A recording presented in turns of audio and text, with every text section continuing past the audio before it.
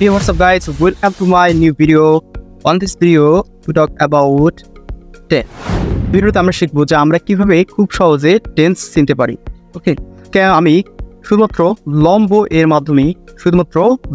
এর মাধ্যমে টেন্স শিখবো।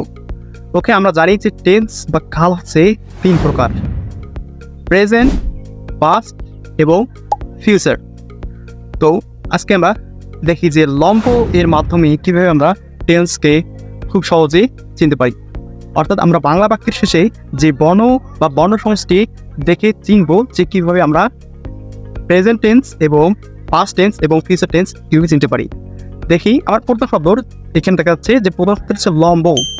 এই লম্বের আমরা যদি ভেঙে ফেলে কী দেখা যাচ্ছে, লম্বকে ভেঙে ফেললে ল, ম এবং ব। এখানকার যদি আমরা ল এবং মকে দেখি তাহলে এটা দেখতে পাচ্ছি যে ল এবং ম। আমরা যদি দেখি যে বাংলা বাক্যের শেষে যদি ল এবং ম থাকে তাহলে আমরা ভেবে নেব যে টেন্সটি হচ্ছে পাস্ট টেন্স, এবং লাস্টে যদি ব থাকে তাহলে আমরা খুব সহজে টেন্সটা চিনতে পারবো সেই টেন্সটি হচ্ছে ফিউচার টেন্স বা ভবিষ্যৎকাল। তো কীভাবে, নিচে একটি দেখা যাচ্ছে যে আমি কাজটি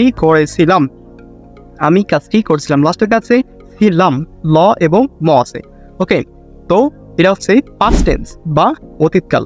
আচ্ছা, আবার একটি বাক্য দেখতে পারতেছি যে আমি বাজার যাব। এখানে আমি বাজার যাব লাস্টে দেখা যাচ্ছে ব।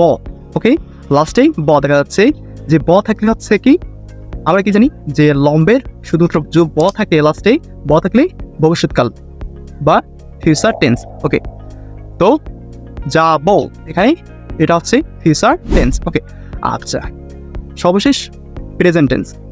এখানে লম্ব এর মধ্যে যদি কোনোটি না থাকে, অর্থাৎ ল, ম এবং ব যদি কোনোটি না থাকে তাহলে আমরা কি করব, তাহলে আমরা বুঝে নেব যে টেন্সটি হচ্ছে প্রেজেন্ট টেন্স। অর্থাৎ প্রেজেন্ট টেন্সের শেষে ল থাকবে না, ম থাকবে না এবং ব থাকবে না।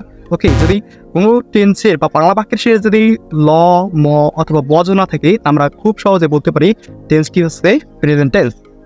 যেমন আমি ভাত খাই, এই বাক্যটা আমরা দেখি যে আমি ভাত খাই, এখানে লাস্টে খাই বা রস্বই আছে, এখানে কিন্তু ল নেই, ম নেই বা ব নেই। আবার আমি বই পড়ি, এখানে রস্ব ইকার আছে, এখানে আছে যে এটাও, এখানে আমরা দেখতে পাচ্ছি এখানে ল নেই, ব নেই বা ব নেই, অর্থাৎ এটা হচ্ছে প্রেজেন্ট টেন্স। ওকে, তো আজকের ভিডিওটি এ পর্যন্তই, দেখা হবে আগামী কোনো ভিডিওতে। সে পর্যন্ত হাফেজ।